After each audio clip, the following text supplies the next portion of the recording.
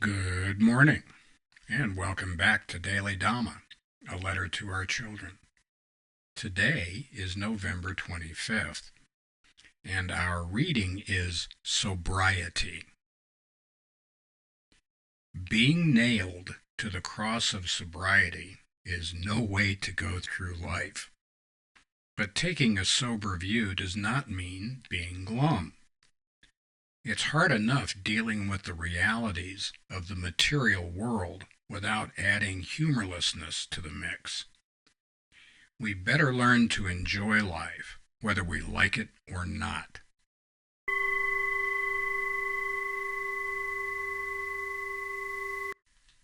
Our theme this month is mindfulness, and it's just about impossible to be mindful when you're high as a kite. And so one of the best things that we can do for the people around us and for ourselves is to sober up. There are a lot of acronyms around about these kind of issues, and here's one of my favorite: SOBER, son of a bitch, everything's real. Well, it is if you pay attention to it, wakey wakey.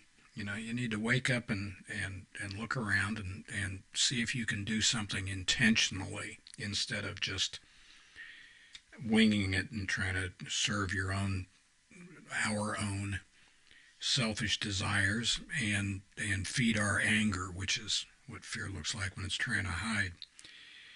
The two most important things that we can give to people are our time and our attention, and that's just impossible without being mindful about what we're doing. So let's try and focus on that a little bit.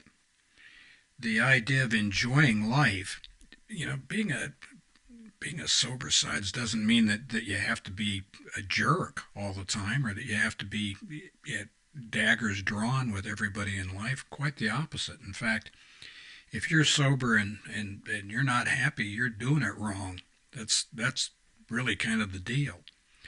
There is a way that we can live a mindful life that will be more satisfying for us, will be useful for other people, and will make us happy, joyous, and free, as opposed to grouchy and mean and self-centered.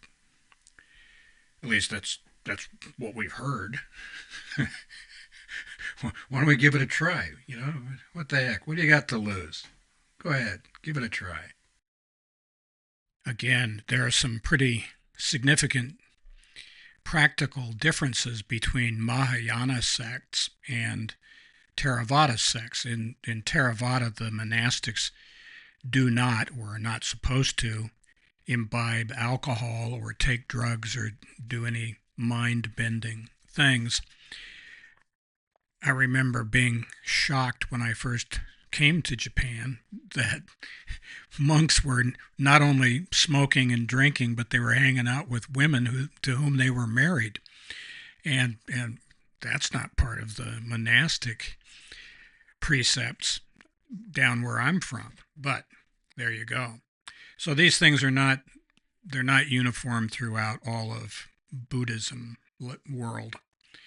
Let's go to the Dhammapada and look at verses 25 and 26. Through effort, vigilance, restraint, and self-control, the wise person can become an island no flood will overwhelm. Unwise, foolish people give themselves over to negligence. The wise protect vigilance as the greatest treasure. So, even for Mahayana folks, what they're counseling is some kind of moderation. Geez, just because you can do something doesn't mean that it's wise. So again, the 19th of every month is dedicated to our version of the Scout Laws. The 20th is about other steps we can take to live a useful life. The 24th is about the 7 deadly sins and the 5 precepts. And the 25th is different takes on those topics. And happy trails to you until we meet again.